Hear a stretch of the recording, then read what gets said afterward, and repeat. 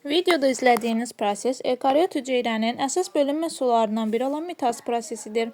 Mitoz prosesinin ilk mərhələsi profazadır. Bu zaman nüvəsinin həcmi böyüyür, nüvə şirəsinin qatılığı azalır, xromosomlar qısalıb yoğunlaşır və işıq mikroskopunda daha aydın şəkildə görünür. Həmçinin sentriollar qütblərə çəkilərək bölünmə vətərlərini əmələ gətirir.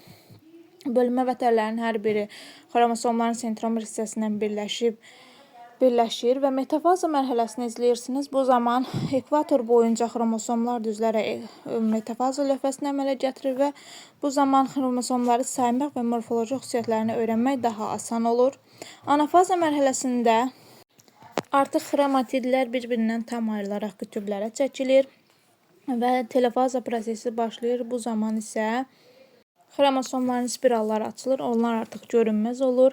Nüvənin qılafı əmələ gəlir, nüvəcik formalaşır və ardından nüvənin bölünməsi başa çatır və sitoplazmanın bölünməsi baş verir. Sitoplazmada qılaf nazik olduğu üçün ortadan bölünərək iki kiçik qız hüceyrəni əmələ gətirir.